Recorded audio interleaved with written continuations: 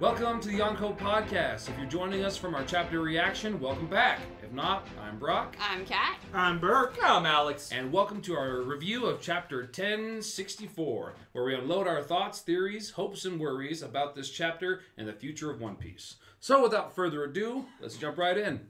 Oh my God! Jesus! God! So much booze! What a chapter! God! So, first off, obviously, we get the continuation of the Law vs. Blackbeard fight, which did not expect that. So sick. And Law's holding his fucking own. Yeah. Like, Yeah. Didn't I say he would? Probably. I feel like I did. I think we were all underrating Law a little bit. Well, I mean, I think it's also due to the fact that he approaches confidently thinking he wasn't awakened. I think Blackbeard underestimated Law, and that's on him. Yeah. Mm-hmm.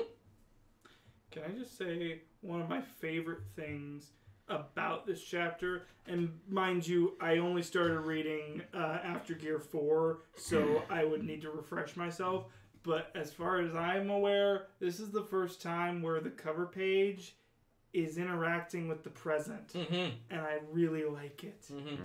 Like, yeah. Not all the pieces are there, but Van Auger and Pudding are there. Now, where's Aokiji Kuzan? And Van Auger has a goatee in this chapter as opposed to the cover story to show that time has passed. I mean, he kind of has a goatee in there. He has a It's he has more a like this. fuller goatee in here. Okay. It's more of a chin strap than a goatee, I'd say. It's yeah. I think it's just the size of like the drawing. It's there. It goes around his jawline. It's not like a long time. Why is this a passed. focus? Anyway, Anyway, like I just think it's really neat that it's interacting with the present.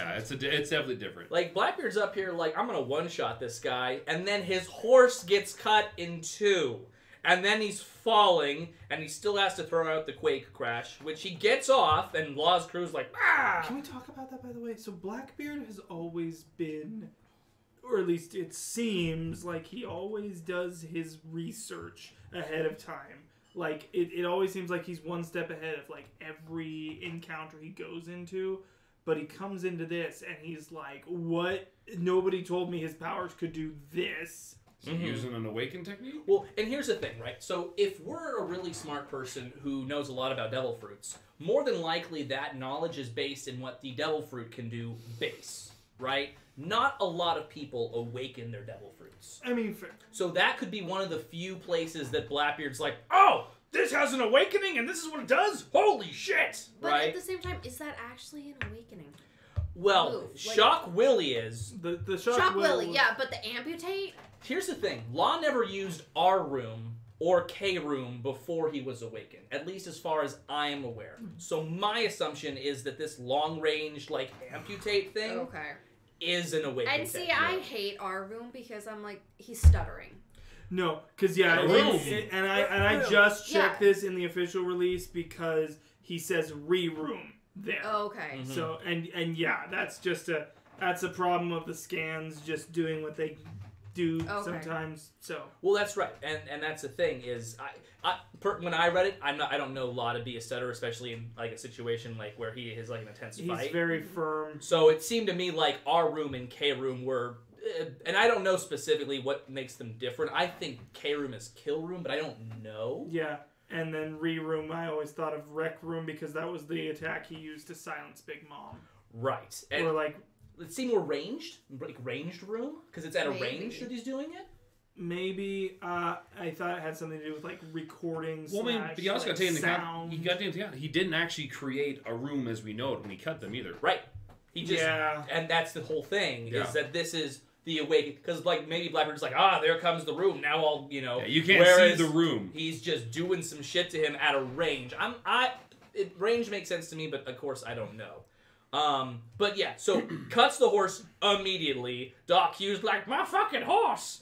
And then he sends he sends Sachi, Penguin, and Hagumon, who finally has a name. Hakugan has finally his name, because I've always loved the masked guy, but I just didn't know what his name was. Finally to have that. He has very specific instructions for all of them, and that will be important later.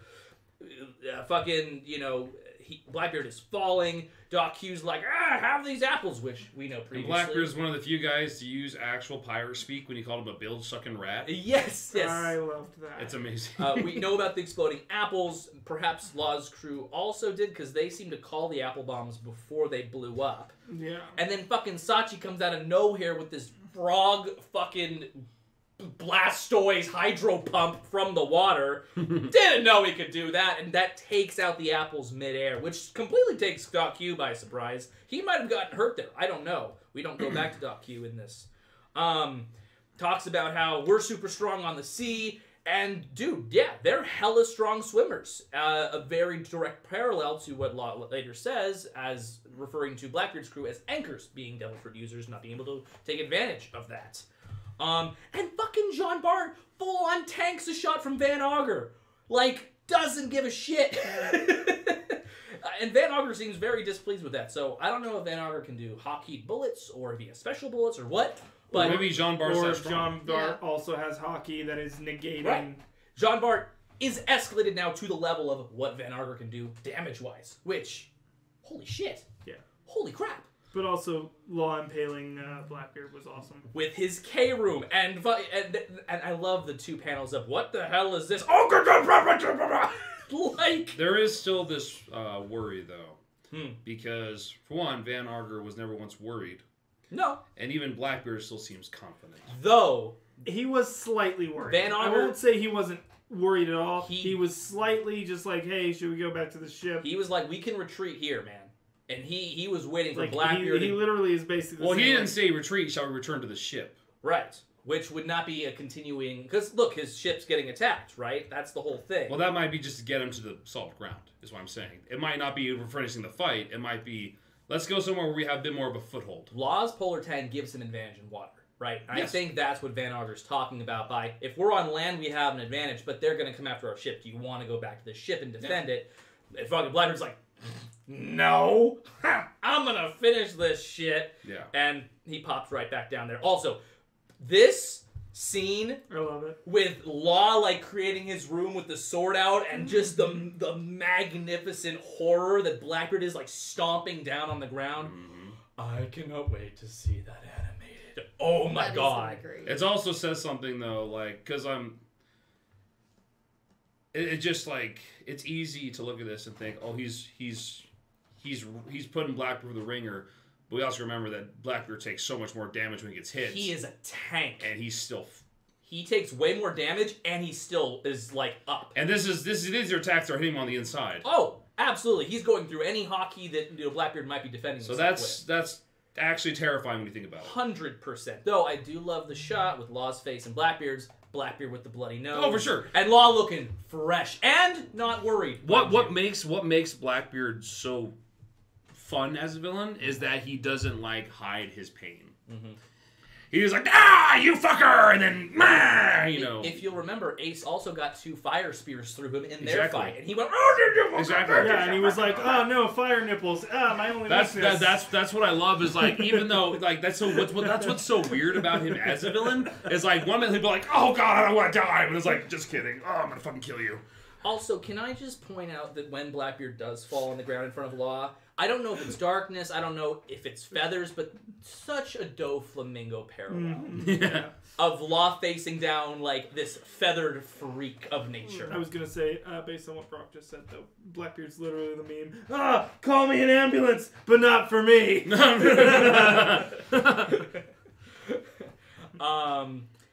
Then we go into the Commodore's ship being attacked from underneath the Polar Tang, Sachi Penguin with their spears, and we cut to Pudding, which, as you mentioned, that parallel with the cover story. Like, also, is this confirmation that Big Mom's dead? No, because she's questioning it herself. She's questioning it. She says if. The other guy's pretty certain. Yes. I mean, He does. You realize we're fighting her killer, right? At the same time, under Big Mom Pirates, wouldn't if they said former Big Mom Pirates or something? The Big Mom Pirates still exist. Big Mom might not. But I that's don't the thing. think she's dead. It's vague. It's very vague. Like, if Oda really wanted to tell us in this chapter, like, she is dead, I think this would be a much more dismayed Pudding. Usually when they say killer, that doesn't even mean that they're dead. It just means, oh, they beat her and we can't find her body. But also, maybe Pudding's not dismayed because she's just more confident after Sanji showed her real love. Could be. Yeah. I doubt she's dead. Because also, why would she be happy about... Well, I mean, why would she not be happy about the woman who abused her? I'm willing to bet she thinks she's alive. Well, she also seems to think that Big Mom's coming to rescue her. Also, her eyes uncovered now. Like, could she have awakened to her power, and so she knows I'm pretty sure that that's her mom why is... they took her. Here, I'm at the 50-50, where, like, she could have awakened while Big Mom was gone, and Blackbeard somehow found out about that and was like, I need that bitch. Or she hasn't necessarily awakened yet, but he's like, she's going to, and she's going to be mine. I think the reason she's showing her eye is because she's gaining confidence from Sanji. Yes. I think rather than the power, it's a sign of personal growth. I like that reasoning too. I do too. She's just adorable as well. Yes. But anyway, we go to a sick panel of Law's sword interacting with the Guru Guru no Mi of Blackbeard's, and that's when we leave that scene with the Black Vortex. The very, very similar panel to when the fight turned for the Ace fight.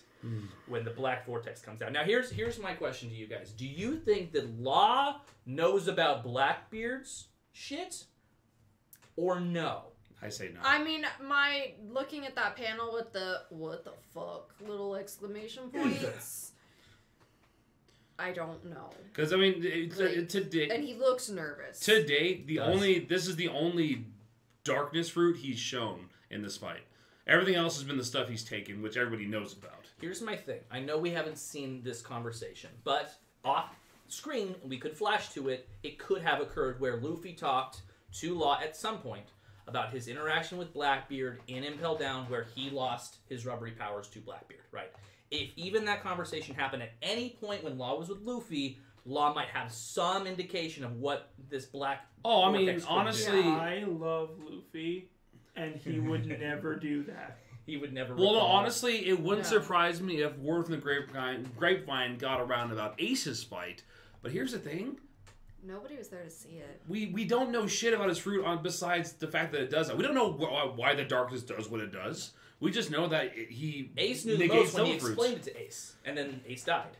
Exactly. Right? So I don't think anyone knows the intricacies of his fruit. Law was at Marineford, but I don't remember specifically if he was still surfaced when Whitebeard was losing his powers when he was fighting Teach, or if they had gone underwater by that point. Because that could also be informative. I mean, I'm sure that's world news now, is that he took the powers, but that doesn't mean he knows what makes the powers tick. Is what I'm saying. I think there's a lot about his powers that nobody knows. Because I think that's the difference in this fight. They are both hyper intelligent characters with very strong powers, and whoever knows more about the other will have the upper hand. Now, here's my ridiculous idea of how Law could potentially come out on top. I don't know if he will, but this is my way that he could do it. He mentions that your crew has devil fruits, and those are anchors. Mm-hmm. We know that Law can't move people with haki greater than his. Mm-hmm. I have not known Blackbeard's crew necessarily to have the most powerful haki, and if his haki is the strongest of most of Blackbeard's crew, he could start popping those guys into the ocean. And then Blackbeard has to decide, do I go after my crew, or do I kill you? Very similar to the... Well, Van Augur would have to warp them to other places. Right, but what if he pops what? Van Augur first. Van Augur could probably warp. In from underwater?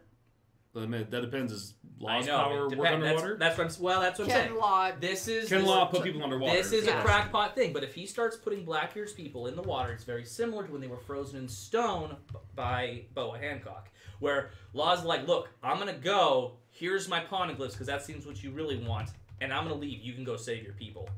Blackbeard, we've already seen, though, doesn't care about necessarily all of his crew as much, so I don't know if that will be the same thing as when Rayleigh showed up and made that other decision with everything on Amazon Lily. So that's my way of Law potentially winning. Otherwise, Black Vortex might be. If he gets Law and there's no more room, like Law's crew is great at this point, but very specifically, they are guarding against him. Right? They're guarding him, letting him do all of his things, taking shots, disrupting the ship. None of them are going against Blackbeard. That's Law's job. If Blackbeard gets Law and Law no longer has that utility, I don't know if they have the ability to win that fight. No. The Black Vortex is the scariest thing to leave off on a break. And honestly, going back to say the John Barton Van Auger thing. Yeah. I'm not convinced that Van Auger is going full tilt right now. Mm-hmm. Because it's usually the case for the really strong guy. He's doing good at first, but it's like, oh, main villain crewmate, time to get more serious here. Right. It's very possible that Van Auger hasn't gotten serious yet. Well, and if Van Auger can warp anywhere, his utility is very similar to Law's. Mm-hmm. Right? Just not as awesome. No, it's not. Because he can't do any of the cool shit that Law can do. Yeah. Absolutely. Where do you stand on this fight, Burke? Who's coming out on top? And will we see it? Blackbeard. And will we see it? No. Brock? I hate to say that Blackbeard will come out on top. I don't know if he'll necessarily kill Law or anything like that, but I see it being one of three things. I think Blackbeard will take the advantage and Law will somehow get away. Just the general version. That's my hope. General version. Blackbeard overwhelmingly takes the advantage. Law's crew has to guard him while he gets away. Like, he's like, go! We'll hold him type thing. Or we'll have another ace situation where he beats him. And maybe has something to do with that. I will say the one thing that's different between Law and Ace is Law's got his crew here for him. Oh, for sure. Ace was by himself against Blackbeard and his crew. Mm-hmm. So I think that could be the difference. I don't know. Well, I mean, Ace... Even, like, literally, like, he told his crew, you're not ready for him. Don't fight Ace. Ace didn't really fight his crew. He, a little shots, but, it was still basically Ace versus Blackbeard. Yeah, I imagine they didn't have the hockey to take on a Logia, whereas Blackbeard had the Logia specifically to do that. Yeah. And that's why he's like, I got this shit, bro. Yeah. No, but that's what I feel. I feel regardless, it'll be a win in some way for Blackbeard. Yeah. Just because... In my opinion, main villain status. Oh yeah, worked his way there. Like, my only worry is that if he does beat Law, can he kill them right there to get his devil fruit, or does he have to go to a certain place to do it? Here's my thing: does he even want Law's devil fruit? That's the question. Does he want the Lilith poneglyphs and to fuck off, or did he come? Because here's the thing: he was gonna get Kid, Luffy, or Law, whoever came to that island. Right? It was going to be one of them. And each of them has their Lord Poneglyphs, whatever. He wanted to take those specifically. If he didn't know about the awakened abilities of Law's Fruit, I'm also going to assume, there's a big assumption, he doesn't know about the endless... It's not even about that the to me. Eternal he was life surgery. Yeah, it's not even about that to me. It's like the fact he was literally ready to kill Hancock. Sure. No, I know. But I'm saying if he knew about that, he might want to kill Law and take that devil fruit. But that also leads me to believe, like, just how obviously merciless he is, leads me to believe that Law won't get captured, per se, but he probably won't win. My assumption is Kobe is captured. Which, if you're going to capture Kobe, who, has some value to Blackbeard that I'm unaware of, Law has a lot more, for multiple reasons, potentially. I mean, depending on the goal, they've got the same amount of usefulness. If it's to get to Luffy, sure, but then he already has Kobe, right? Or does he just try to stack the amount of people so that Luffy has to come after him? I think it would also lessen the amount of allies he has, potentially. True, though, and Law is. I mean, yes, he's an ally. If it come down to it, he's an ally. Yes, but they did all go their own directions. He's not a part of the Grand Fleet. Blackbeard doesn't know that they're no longer alliance. But he also, I'm sure he knows Luffy would come after him regardless. Yeah, that's right. It's more of a Luffy thing than a Law thing. Is Kuzan on that boat? No. I feel like I'm if calling you were it right now, no. Because that would be another way to completely change this battle is, oh, you're doing so good in the water. Huh. Kuzan, can you make it so there's no water? And now it's just... I'm mixed. And now it's like, do you want your crew or are you going to come with me, Law? I'm mixed on that because it could potentially be, but at the same time, Van Auger can warp. So he could have warped to a completely different ship for that.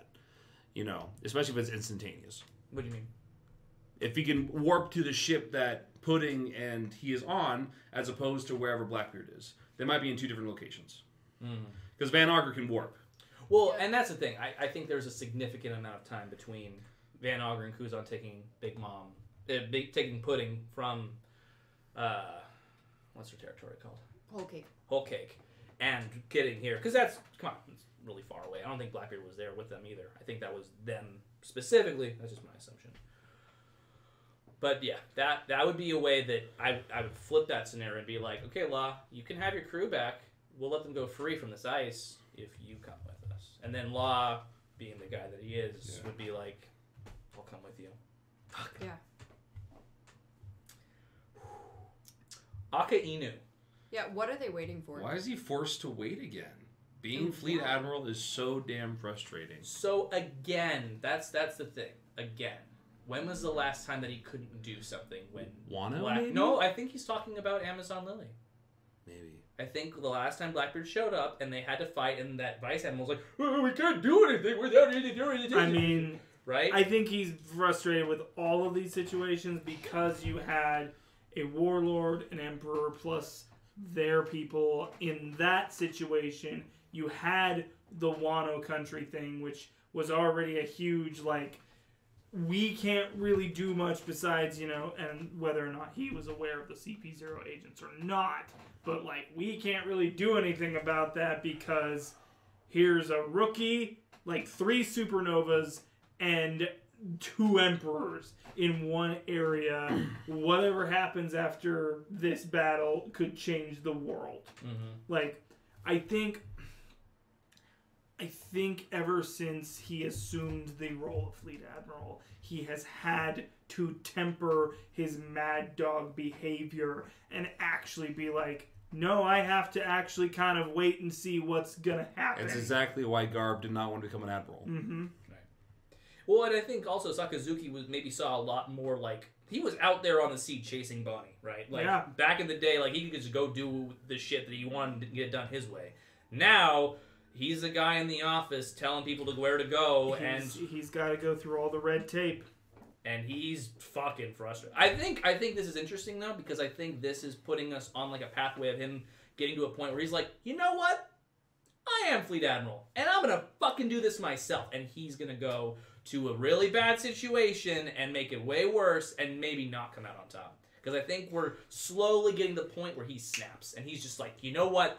You Elder Stars, you, I'm taking 2 admirals and we're going to go deal with this shit. Fuck Blackbeard. And then Blackbeard's going to be like, ha ha, that's what I wanted. You know? Magu Magu no Mi! Karuzen! You know? Yeah, what a fucking fight. What a fight. What do we have any ideas on what the Marines... Sakazuki, by the way, not Kizaru. Kizaru's late. Yeah, cool. What was your question? What are the Marines waiting for, though? Like, they're forced to wait, but for what? I think if he sent forces into that situation right away, then Law and Blackbeard might, for a moment, go, fuck the Marines, and decimate them. They're waiting for a winner, so they don't have to deal with both. Or they might disperse. It's kind of like the same thing when, like, they sent an admiral to Sabadi, and they were like, wait, shit, Rayleigh's there too? Oh, you can't have all these legends, you know, fuck. I think it's the same thing. A Yonko and a $3 billion man are fighting. It's like, shit, if we get in the way of that, I think they're waiting for, like, a winner. Winter Island. It's such a fun name. It's not Sphinx. Totally destroys that whole theory. Sorry. It's okay. I didn't want that team up anyway. Anyway, but no, I think they're waiting for a winner so that they can then go after that person. But if it's Blackbeard, then maybe they're waiting again because Blackbeard is a Yonko and you can't just attack a Yonko. I guess it's more... I think it's prior to them yeah. making like Blackbeard and Law making contact with each other, what was the Navy trying to do?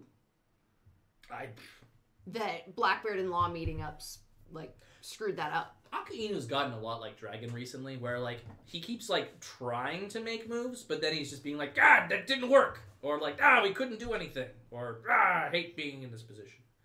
I think he's trying to do... Well, first off, he was trying to get Boa Hancock in, like, chains. That's why they said Kobe to deal with her. Mm-hmm. And then Blackbeard interfered with that. So maybe they were going after Law, and now Blackbeard's, So he's trying to, like, nail down some of these more powerful people, but Blackbeard keeps, like, showing up and being like, I'm gonna do my thing. So I think he's trying to take out bigger targets. Because bounty hunters don't do it. At that price point. That's where I'm at anyway. But yeah, fucking big ups, Law Crew. Big ups, guys. Yes. I hope you get another chapter of winning before you ultimately don't.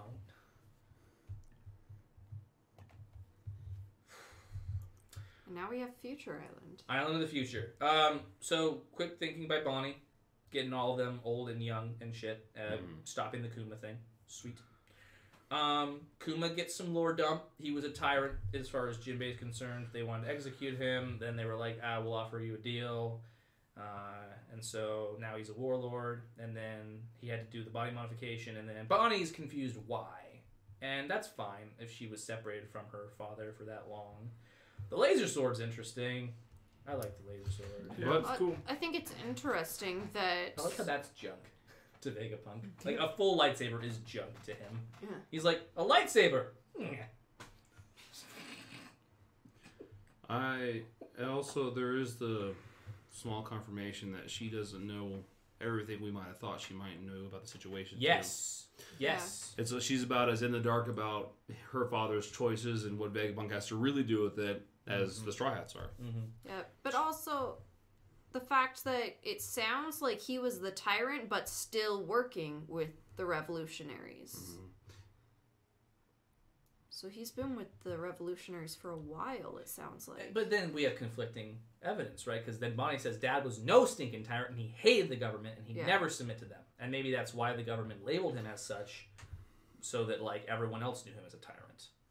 That's the thing. I don't feel like, at least that flashback of Kuma that we saw, I don't feel like that was the face of a tyrant. A guy who loves his daughter like that.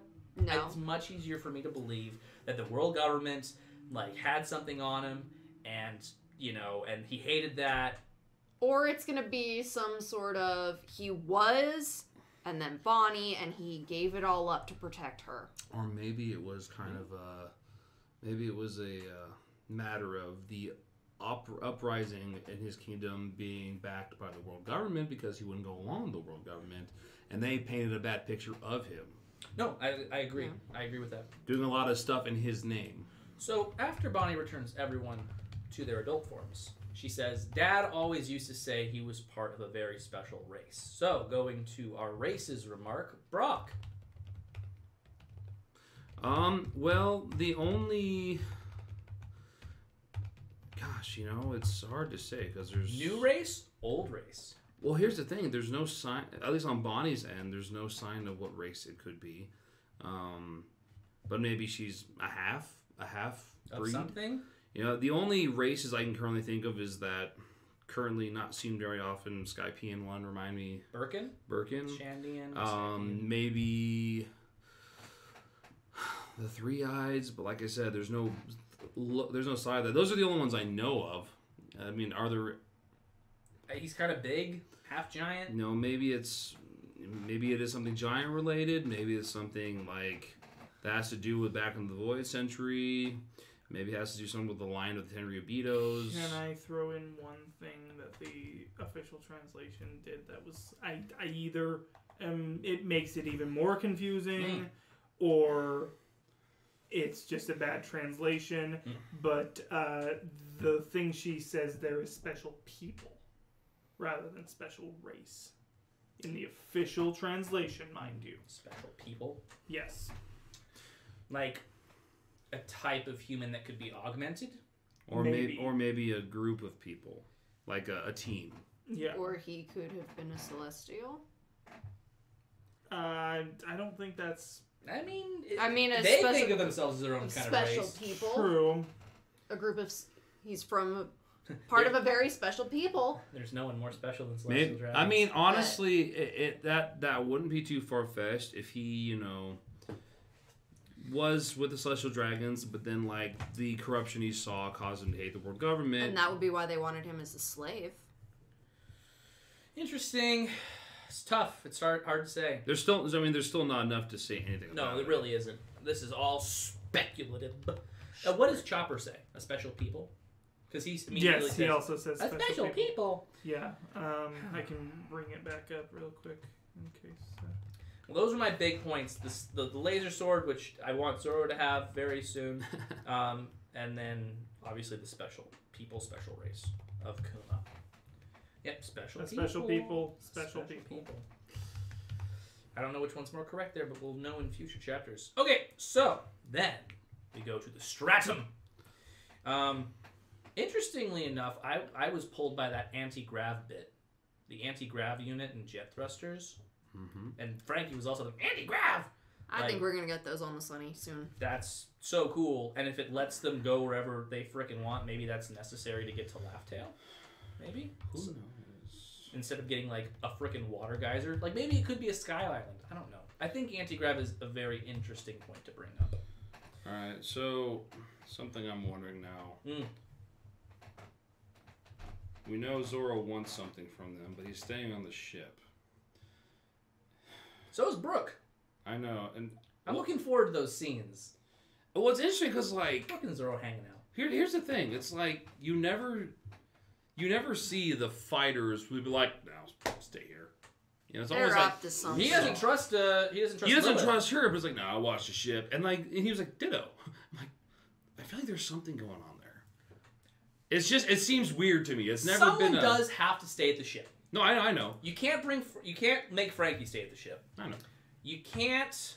I mean, Nami and Usopp are also like kind of inventor types, so they're going to be kind of interested. Robin's all about history and stuff, and fuck, this is the guy to talk about. But it is very weird for Zoro to say, "No, I'll watch the ship." Yeah. Is what I'm saying. Yeah. Especially when he wanted something from Vegapunk. That's the weird thing to me.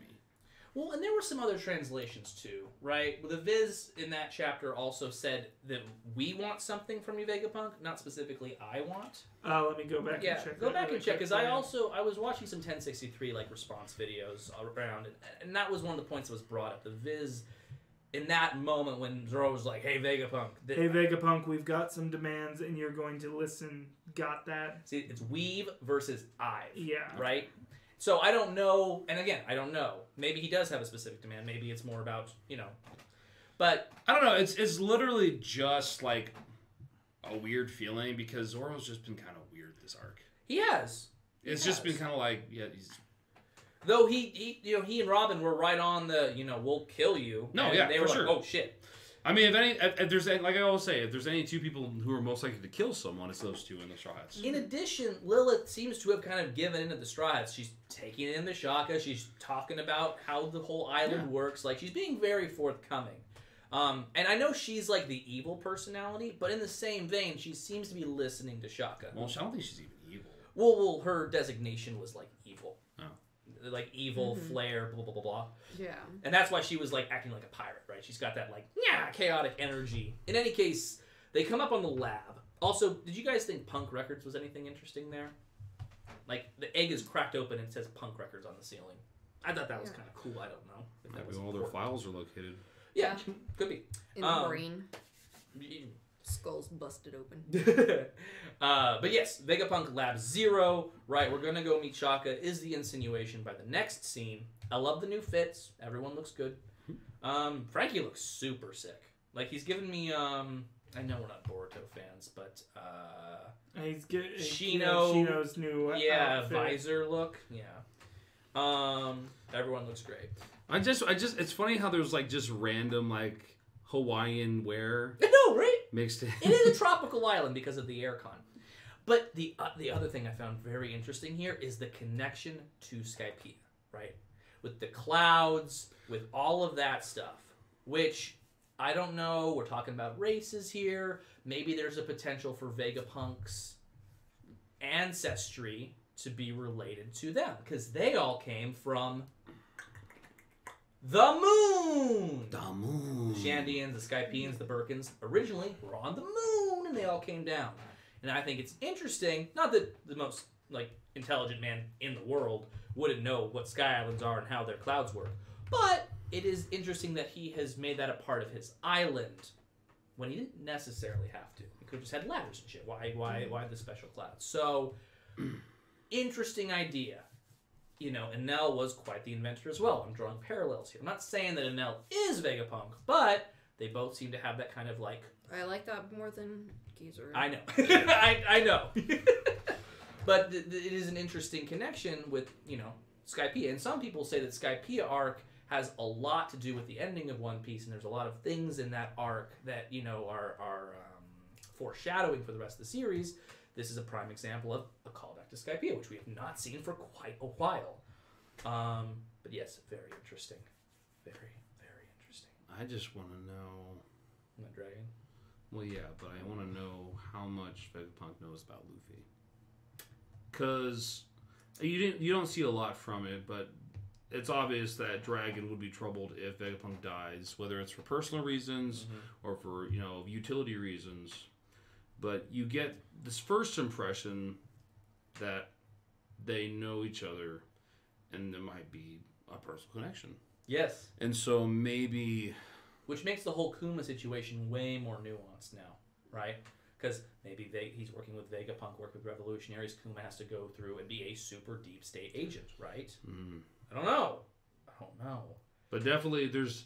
whether it's relation or it's because of their fathers or I'm starting to think that there is a fated connection between Bonnie and Luffy.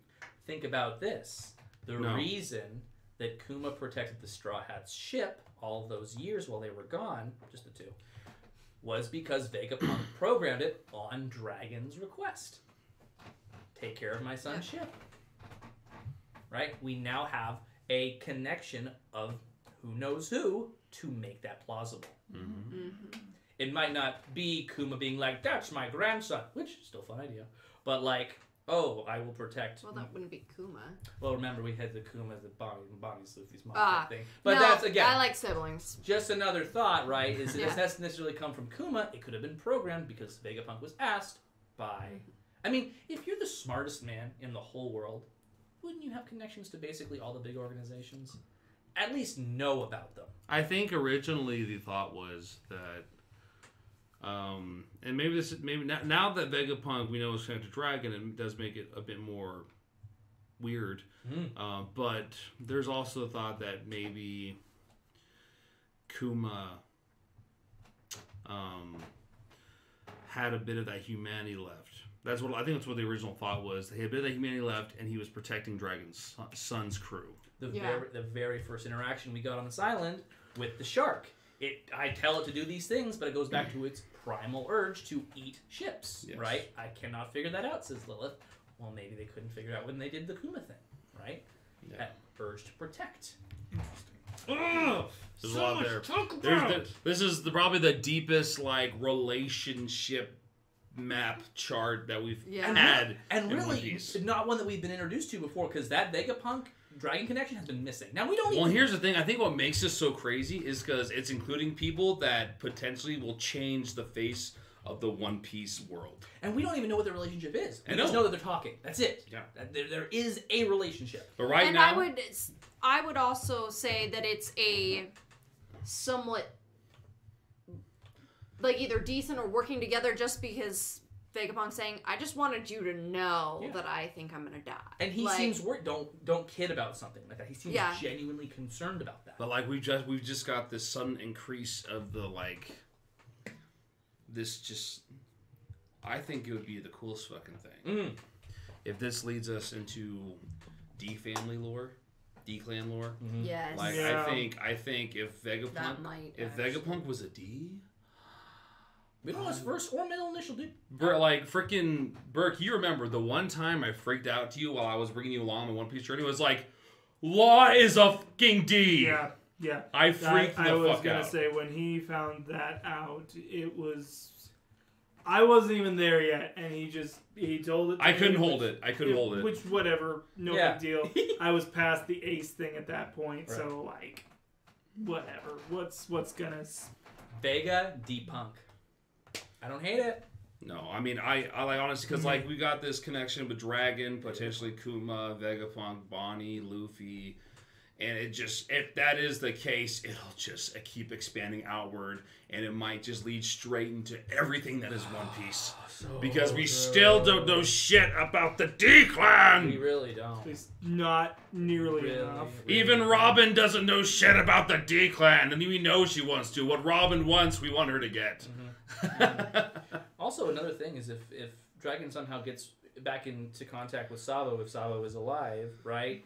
And he's like... What do you mean if Sabo's alive? Okay, well, come on, bro. It's the same thing with Kaido and Big Mom, man. It's like... I give more credence to Kaido and Big Mom being dead than I do to Sabo being dead, and that's not saying that like I'm 100% on any of those. I'm just saying I'm 100%. I'm a 0.1%. In any case, if they reconnect Sabo and Dragon's like, yo, we gotta save our boy Vegapunk. You gotta go, Sabo. Like Sabo's there, man. Or Dragon comes himself, which I don't know. I don't know if that's the relationship. I don't know if Dragon is that close with Vegapunk, if they have a working relationship, what it is. But this could also be a place for the revolutionaries to show up. All I'm saying is that the potential like relationship chart is off the charts. Oh, I'm also gonna make an assumption here, and maybe it's a prediction. I think Dragon has specific relationships with Shaka and maybe a couple of the other ones. I don't think all of them are in that network. In fact, each of them could be a different organization. I don't know. But I think Shaka is specific. I also find it very interesting that he says, what are you talking about, Vegapunk? Not Shaka, but Vegapunk. Maybe Dragon doesn't even know that he's only talking to an aspect of Vegapunk. I don't know. It's so good. There's so many things to think about there. No, I think... Because he says Vegapunk. He doesn't say Shaka. I think since it's... I think since we're in the final saga, I think every single island... I think we're done with having islands that aren't directly important to the One Piece world. No filler islands? Yeah. I think, like, maybe on the anime, but, like... Oh. I think every island any more islands we come to are going to, whether it's directly the island itself or the people they meet there, is going to have importance to the coming tide. Yeah. Wow. That was a lot. That chapter felt really big. We don't see. It did. We don't see Jinbei turn back, by the way. That's okay. So Jinbei's gonna stay a kid. Kid Jinbei versus Kid Jinbei Seraphim. Oh fuck. I'm gonna call him Little Jin. Little Jin. Little Jin. That's so fun. All right. Anything else, guys? I don't feel like I have anything else to add to that. Well, that's it for our look into One Piece Chapter 1064. Please let us know your thoughts on our discussion in the comments. We'd love to hear from you. And please remember to like and subscribe. It would really help us. With all that said, thanks for joining us, and we'll see you again for Chapter 1065. 2 weeks! No thoughts?